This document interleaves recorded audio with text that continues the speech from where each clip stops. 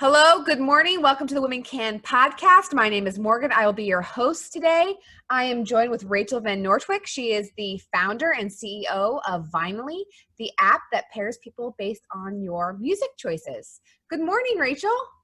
Good morning. Thank you for having me. Thank you for joining us. Thank you for reaching out. Rachel reached out to me about a month ago, and we connected over the phone. And after hearing about her platform, I knew I wanted to bring her on and talk about everything she's doing with Vinylly. Rachel, give us some back history, some story. Like, how did you get to where you are right now? Yeah, so I am a lifelong music fan and a serial concert goer, at least I was before COVID hit. And so I've probably been to over 500 shows, eclectic group of music for sure. And music has gotten me through a lot of, tough times. Growing up, it was always something that, I'd go in my room and shut the door and just, jam out to music. I think a lot of us, did that. In terms of connecting through music, as I got older, I had a lot of friends and family that, are on your sort of typical dating apps, and they just led nowhere. Like they were just perpetually like swiping, and these same people were huge music fans, just like me. And so I saw the opportunity to create an app that was specifically designed for connecting through music.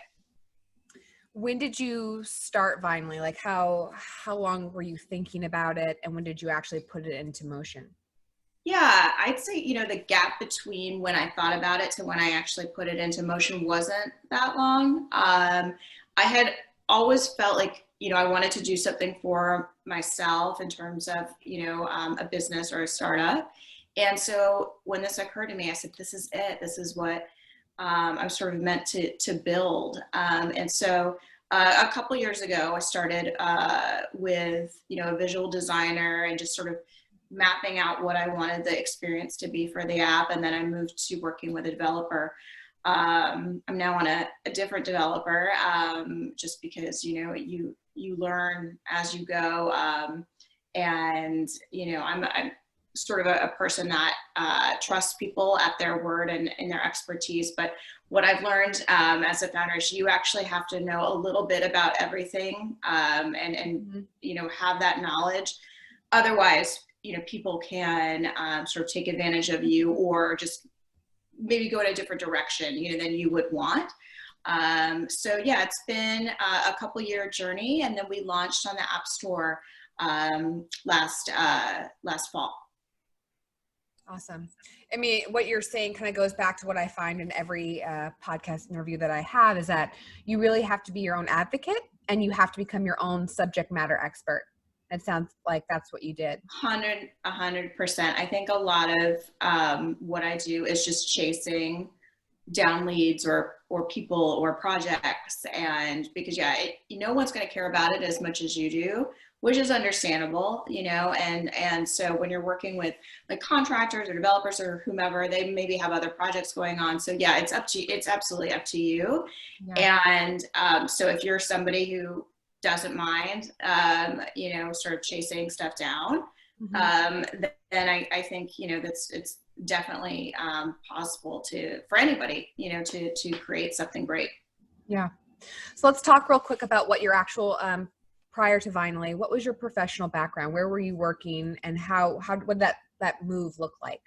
Yeah, so I've been a marketer for a long time, and working in tech.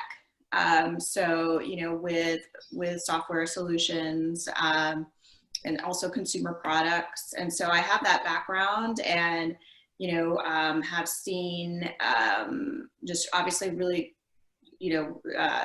exponential growth in the app space. And so, and there are a lot of apps out there, products out there that aren't great. And so for me, using that background, I wanted Vinylly to just be a very seamless and simple, actually, user experience, so that people got in there and wanted to interact with it. Not just be sort of a one and done experience. Do you feel like your experience in marketing for a tech company specifically lended itself to Vinylly's creation?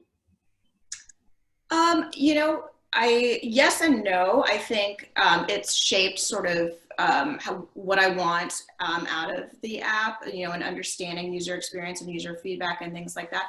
Music is analog too. It's music has been around obviously for hundreds of centuries, and it's something that however you intake music, for me, my first exposure to music was on records. But however you take in music, you don't need technology, to make a connection. Vinylly just makes it easier, especially today when, we can't connect otherwise at live concerts. But your experience working in tech probably gave you some insight in how you wanted to create this app. For sure. Yeah. Being exposed to different types of products, you sort of learn sort of good, bad, and what makes sense and what would lend itself specifically to this type of app. Yeah. Okay. So getting a little bit off track, but I want to ask this while it's still fresh in my mind. So Vinylly pairs people, among other things, by your music choice or taste. Yes. How do you think music shapes who we are? Yeah, it can be a range. Some people, music is their identity. They're known by the band that they listen to, right? Like, all the way back to, Deadheads, right? I don't know who that is. Oh no.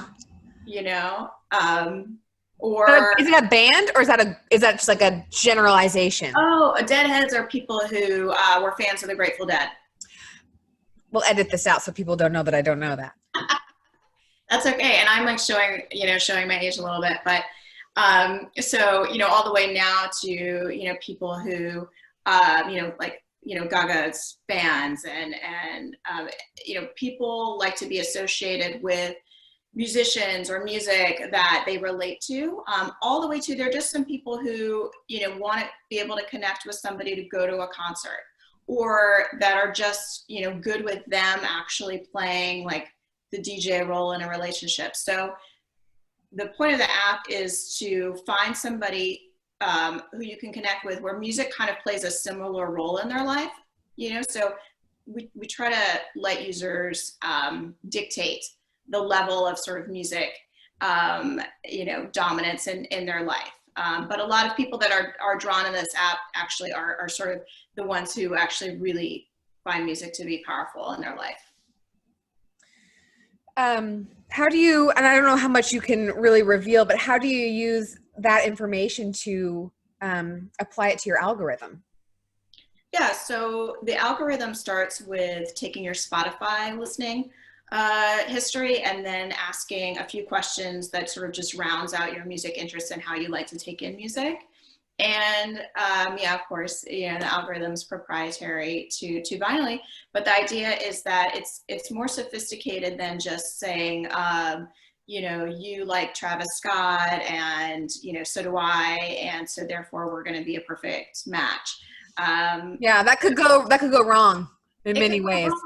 Yeah, and sometimes some people maybe cool, but they have a lot of other music that they listen to. So if you only matched on a band or something like that, that a lot of people can match on a band, I guess is my point. So we take in the influences across genres. We take in the frequency of music, how often you like to listen to music, the ways you like to listen to music, and that produces what we think is like a richer music match for you. Awesome. So you were recently featured on, what was it? KTLA's Morning News, which for those of us who don't know, that's Hollywood's news station. That's very exciting. And it was a Zoom interview. So not the weather people, the news anchors were interviewing you from home because of COVID-19. So how has Vinylly, which is a dating app, had to pivot in light of COVID-19? Yeah, that interview was actually pretty fun, and I got to create a playlist for the anchors on. They gave me a couple of their favorite, bands, and I made, like a first date playlist, which was really fun. So Vinylly pivoted pretty quickly. We've actually been on the market the majority of the time we've been on the market has been during COVID. So longer that way than not. And so we have a feature within the app where you're in the chat stream and you can look up and suggest a concert to go to. So right there in the chat, you don't have to leave, and you can say, hey, I found this, show, do you want to go? Now there aren't concerts to suggest as a date, but there are live streams. So we had to just sort of pivot to, a new type of event to recommend. But it's great, actually. I think a benefit of it too is if you're trying to sort of move slower potentially with someone in a dating app, maybe you're not ready to go out, in person yet. And so this provides sort of like a baby step where, hey, we can, see how we both sort of react to music and talk about it and discuss it.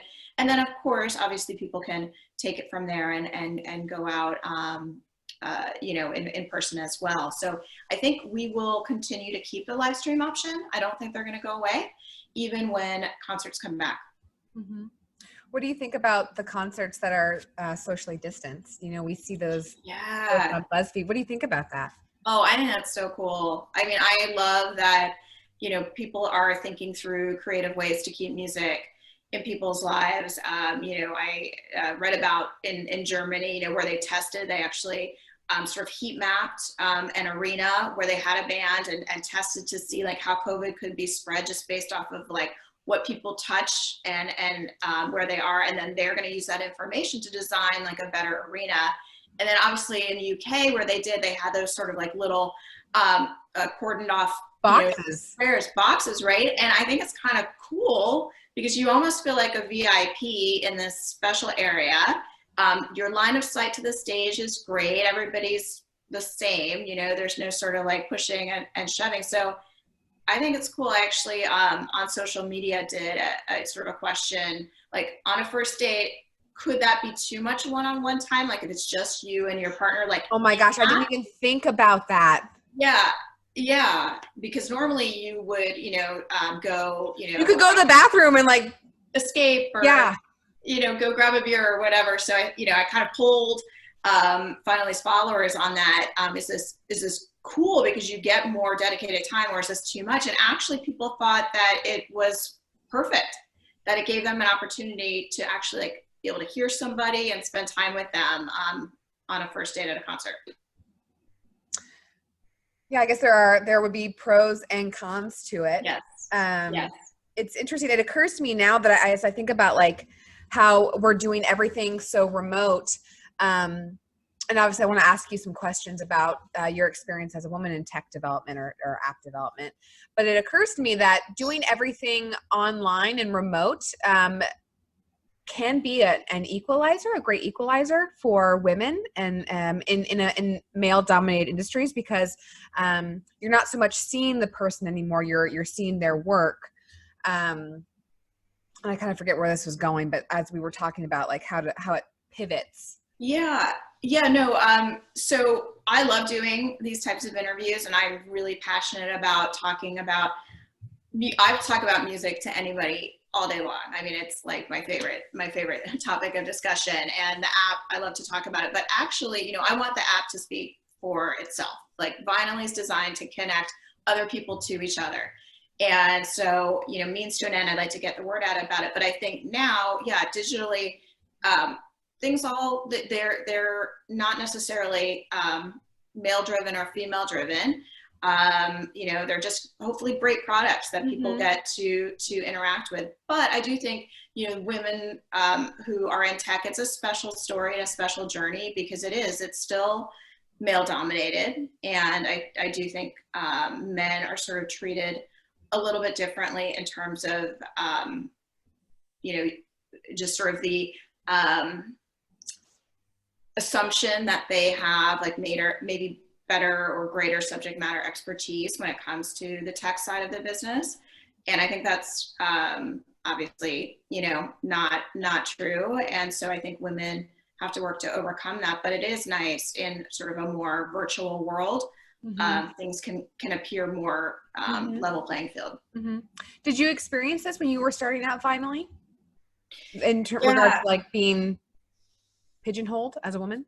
Yeah, I think I did. I was referred to the first developer that I used for the app was a developer in the UK, and I was really excited to get started and work with them. And they had built music apps, and I thought, okay, this is a perfect marriage. And they were really expensive in terms of just taking so long to build, and things breaking, and so many bugs, which is a part of app development. There are always bugs, there will always be bugs, but it was every week we were actually like taking steps backwards. And I talked to them about that, and they were like, no, this is just normal. And I'd say, hey, I want the app to do this, and I was like very prescriptive around what I want the experience to be, and they would tell me, oh no, apps can't do that, you can't do that. I'm like,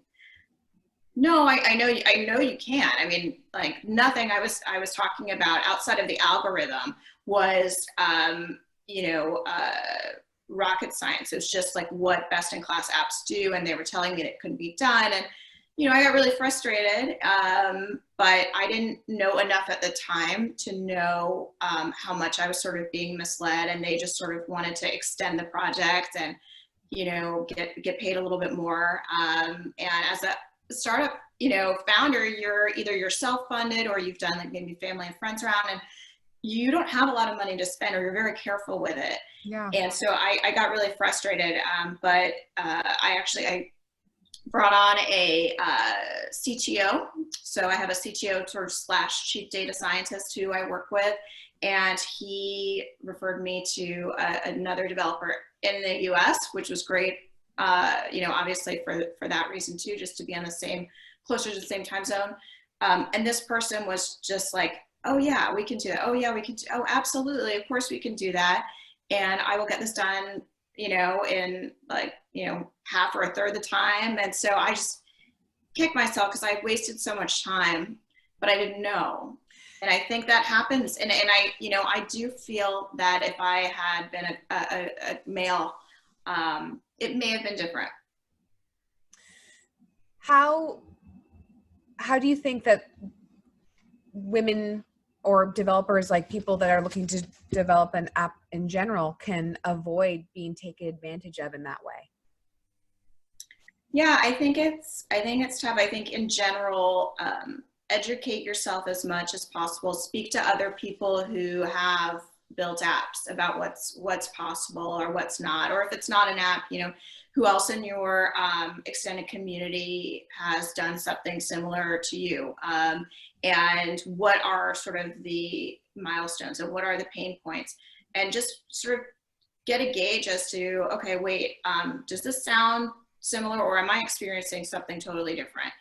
And I think that's good in general. It's just to sort of like get those gut checks. And I've found that like in the startup founder community, people are really, really nice, and people are super helpful, whether it is to try to refer you for funding or just say, I get you, you're burnt out, so am I, but keep going, and being, a source of encouragement. Awesome. In terms of growth and development, what have you identified as a requirement for Vinylly to scale to the next level? Yeah, so we launched on the App Store, as I said, last year, and that's great, but that's only one platform. So we are coming out with Android later this year. So that's Android. All right. I know. Seems obvious, but it is actually a lot of time and resources to develop on both platforms. So we'll have that. I think we want to continue to lead with the product and the experience. So other dating apps, they are not necessarily that complex. They match either off of friends friends of friends, or, sort of, superficially. And that definitely works for some people, and those apps are super popular. But for us, it's all about the product and music and the connections, and using data to do that. And so we're going to continue to hone the algorithm, and use machine learning to get the feedback on, hey, what matching is working, what's not working, user feedback in general. Like, how can we make Vinylly the best app, the best experience you've had trying to connect with someone. So I think that's, for us, and I think we're going to never stop, iterating on that. But I'd love to have Vinylly, a Spanish version, multiple language version, expand into additional marketplaces. We're in Canada and the US now. So yeah, just continue to grow and make the app better. And when do you project it to be complete on Android? So it will be out here just in a couple months. We're really close. Awesome. That's very exciting. Apple is not the only phone. Game in town. A lot of us have Androids and like Androids. Yes, no, I get it. And obviously, I mean, there's so many different type of Android phones, so you want to make sure the experience is seamless across all of them. But I hear you. Okay. Yes, it's coming. Great. So tech is technology, the internet, the World Wide Web. It's constantly evolving and growing, and you have a tech app. What resources do you use to stay updated on major changes that concern your business? Oh yeah, I mean, there's a iOS app update coming that everybody that is in tech is aware of, as it relates to sort of user opt-ins and advertising and things like that. And I mean, yeah, there are developer conferences, as well, that it's good to either attend or at least stay up to date on what came out of those. So both for Apple and for Google Android developers as well. So I think, it's just keeping up on sort of what's affecting you. But I think also too, I like to check out plenty of other apps, like outside of dating apps, just apps in general, like what has like a really great intuitive user experience, and try to apply that back into Vinylly. So, I mean, anybody who's working in tech, you're a consumer as well, and you see stuff that is like really, really cool, that you want to emulate. So I'm always like keeping, my eyes out for that. Yeah. What's the saying, like, imitation is the highest form of flattery? Exactly. Yeah. That applies here. Absolutely. It's in some ways Vinylly is reinventing the wheel, but in terms of apps and interacting with consumers, there's a lot of great acts to follow. What advice would you give to women who are interested in app development and just entrepreneurship in general? Yeah, I think do it. I think women also to think about all of the things that they're juggling in their life, and they think that there's not necessarily room for something else, or especially something that might feel like it's like self-serving in a way. But I think it's like you just take one step towards it, like one step where you just like, yeah, join a community and start having those conversations and like meet people who can help you get started. And then before you know it, you like have a thing. You have, hey, I have this project and I'm working on it, and it really becomes fulfilling and exciting to be able to say like, hey, I have this thing that I built, that I brought into the world that's going to do X. And so I think the biggest thing for women, I think, is that we have 1,000 reasons to tell ourselves no, and we think it's so hard to like get started, but really just get out there and things will sort of naturally start happening. You mentioned join a community. Are you part of any communities that have supported you and helped you grow and connected you with the right people? Yeah, so I am a member of the Female Founder Alliance, which is really cool, and it has a lot of great startup founders and great, information in terms of opportunities or awesome podcasts, like this, but just ways to enhance or build upon, what you already sort of are doing, but focused on women, helping women. So that's a really cool one. Locally, I'm based here in Phoenix. There's a really great startup community as well. Phoenix is growing, I think, as a tech hub. Would you say Phoenix is the new Silicon Valley? I think it's headed, in a positive direction. I think there are a lot of tech hubs. And even, cities you wouldn't think of, there are plenty of creative, developers that maybe are based there working on apps that aren't based there, but every city has, really talented people. So I've been lucky enough to sort of tap into that as well. And, COVID makes it hard. Some of these events are live, you have like startup weeks, or you have like, live pitches and things like that. So those have had to pivot a little bit, but the community is still out there for each other. Where do you see Vinylly in 10 or 5, 10, 15 years? Yeah, I mean, it's exciting to think about. I want Vinylly to not only be a dating app, but I do want it to be a place where people go to connect on music as well. So I don't see any of the other dating apps like as a destination per se, or like people really, identifying or gravitating towards like sort of a dating app as a cultural sort of, place of guidance for them.